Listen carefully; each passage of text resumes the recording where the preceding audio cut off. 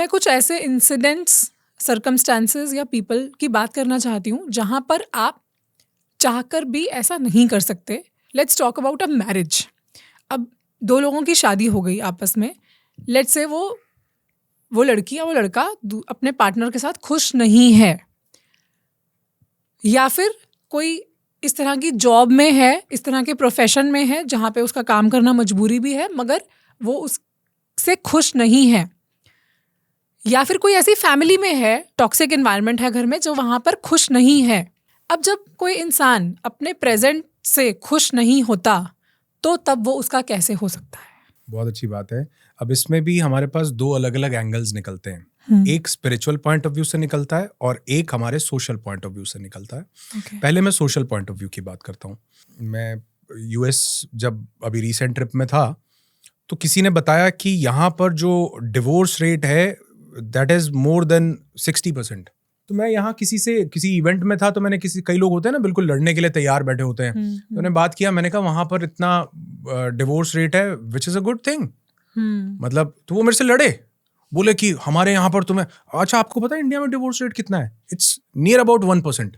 Just 1%. Just 1%, near about 1%. It's actually a bad news. हाँ, तो मैंने उनसे बात की तो वो उस चीज को लेके वो मुझे बोले कि आप उन मतलब मोर्चा उठा लिया. यहाँ पे भी कई लोग उठा सकते हैं कि तुम उन वेस्टर्न कंट्रीज को बढ़िया बता रहे हो जहां पर लाइफ बढ़िया नहीं है, जहां पर ये 60% का डिवोर्स रेट है, ये कल्चर हमारा नहीं है. हमारा मतलब वो बिल्कुल, मैं थोड़ी देर और खड़ा होता पीट पाट देते वो मुझे, झगड़ा होया.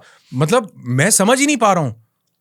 मैंने उनको बोला, मैंने कहा आप देखो वहां पर डिवोर्स रेट 60% है, हमारे इंडिया में 99% है.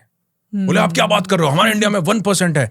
मैंने कहा वहां कागज पे तलाक हो रखा है, यहाँ तलाक हो रखा है. उसको कागज पे उतार देना अच्छी चीज है. अब यहां से मैं ये मैसेज नहीं दे रहा हूं कि सब लोग डिवोर्स ले लो. मैं ये कह रहा हूं कि if you are feeling suffocated, if you are in stress, आपका एक ही जीवन है, बड़ा छोटा सा, आए थे और हैप्पी बर्थडे होने भी वाला है कुछ टाइम में. If you are not able to cherish it, what is the logic behind this? और मैंने ये लिटरली देखा है वहां पर कि वो नेक्स्ट सैटरडे वो प्लान भी करते हैं, मतलब आफ्टर डिवोर्स वो प्लान करते हैं कि हम डेट पे चलेंगे. वो हमारे लिए लगता है डेट पे जाने का मतलब गर्लफ्रेंड बॉय. वहां माँ अपने बेटी के साथ डेट पर जा रही है, पापा अपने बेटे के साथ डेट पर. डेट का मतलब है कि we'll spend some good time together, we'll cherish those good memories which we had in our life. तो वो लोग जो कपल डिवोर्स्ड है, वो अपने करंट पार्टनर से हटके वो कहते हैं कि now I am going on a date with my ex husband. ये सुनने में बड़ा अजीब लगता है, लेकिन ये टैबू उन लोगों ने तोड़ा है. और यहाँ माइंड में डिवोर्स हो रखे हैं जी सारे. एक इंसान दूसरे इंसान को फूटी कौड़ी नहीं भाता. लड़की फाइनेंशियली इंडिपेंडेंट नहीं है, या वो ये सोच रही है कि मैं घर जाऊंगी मेरे पेरेंट्स एक्सेप्ट नहीं करेंगे. तीसरा कारण है कि अब हमारे बच्चे हो गए, इनका क्या होगा. और इस सब प्रेशर में वो दो लोग मर चुके हैं. They are mentally not there. उनका हर इमोशन सप्रेस्ड होगा, उनकी हर एक्टिविटी दूसरे इंसान के ऊपर बेस्ड होगी. वो अपनी लाइफ को कभी चेरिश नहीं कर पाएंगे. लेकिन वो लोग अपनी लाइफ को मैं ये नहीं कह रहा वो लोग सब कुछ सही करते हैं, लेकिन ये चीज वो ठीक कर रहे हैं. यहां डिवोर्स होने से अच्छा है कि वो कागज पे हो जाए. तो this is a social point of view. Exactly. India में 1% डिवोर्स है, इसका मतलब ये नहीं कि 99% हैप्पी मैरिजेस हैं. मैरिड हैं, नहीं है. जो मैंने अभी थोड़ी देर पहले आपको बात बोली ना, हम शायद उससे रेजोनेट ना कर पाए. जो आचार्य रजनीश ने एक बार कहा कि ज्यादातर पार्टनर्स ने एक दूसरे का गेम प्लान सोचा होता है कि यार कभी ना कभी जिंदगी में एक बार मन में आया होता है कि ये ना ही रहता तो बढ़िया था. ऐसा ट्रू है ये. और ये टैबू पता है क्यों है? इसका सबसे बड़ा रीजन, ये टैबू धीरे धीरे खत्म हो रहा है. आप ये भी कह सकते हो कि लड़कियां इसलिए शादी कर रही हैं, बड़े बड़े की एलिमनी ले लें या वो ऐसा नहीं है. ऐसा नहीं है.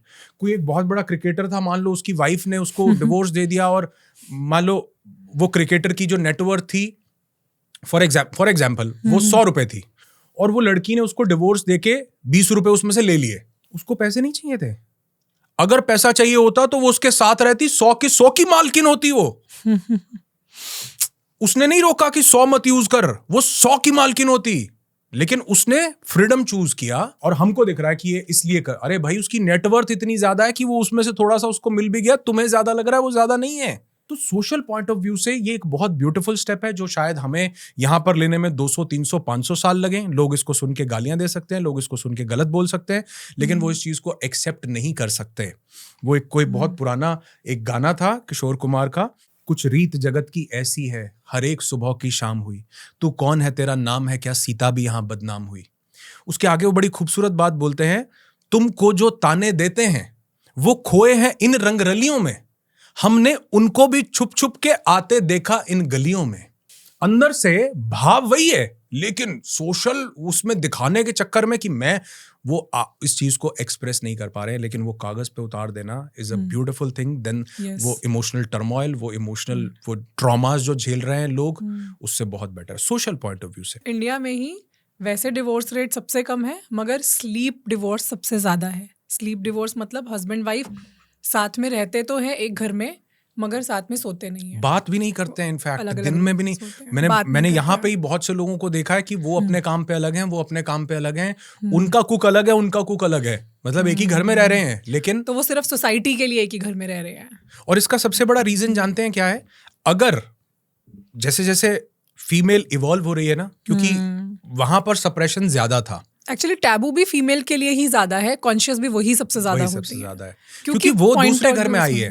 राइट, उसको ऐसा फील है कि वो दूसरे घर में आई है, और उस फीमेल को उसके खुद के पेरेंट्स भी एक्सेप्ट नहीं करते थे।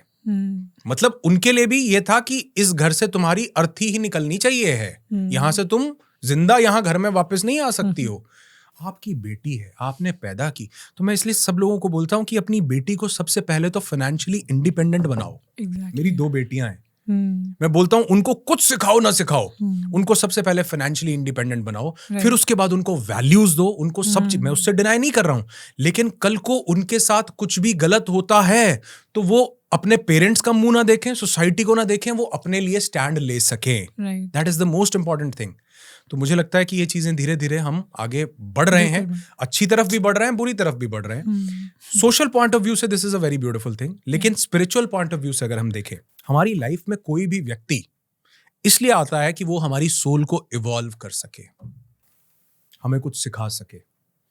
जैसे अभी हम ऑफ द कैमरा बात कर रहे थे कि मेरा पर्सनल नोशन है कि हम यहाँ पर इसलिए आए हैं कि हमें कुछ, कि तुम मेरी लाइफ में ये रोल प्ले करना, तुम मेरी लाइफ में ये करना, तुम मुझे धोखा देना, तुम मुझे चीट करना, ये सब प्री डिसाइडेड है। हाँ, मतलब ऐसा मैं नहीं बोल, मतलब ये नहीं कह रहा हूँ कहीं लिखा है, मैं पहली बार ऐसा बोल रहा हूँ। नहीं तो मैं हर चीज में मेरे पास रेफरेंस है।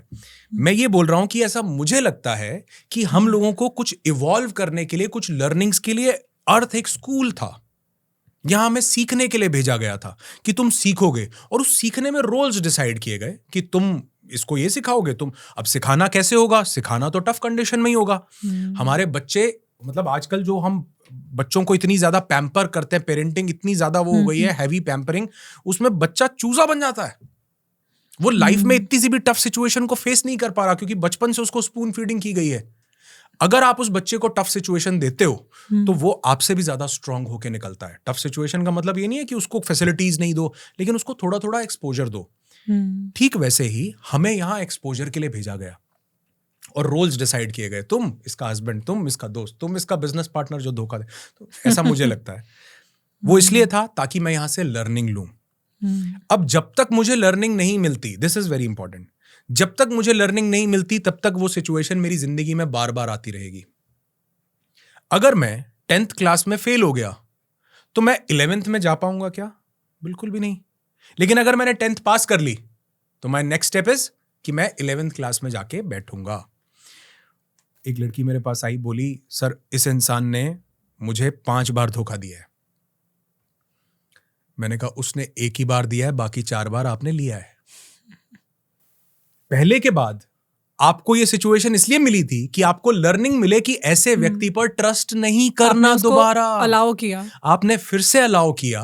तो जब तक आप वहां से लर्निंग नहीं लोगे तब तक ये धोखा मिलता रहेगा। इसके पीछे की एनालॉजी देखो कि धोखा इसलिए मिल रहा है कि आप लर्निंग ले सको, लर्निंग ले सको। और जिस दिन आपको लर्निंग वहां से मिल जाती है, क्या वो इंसान आपको धोखा दे सकता है दोबारा? कभी भी नहीं, कभी भी नहीं।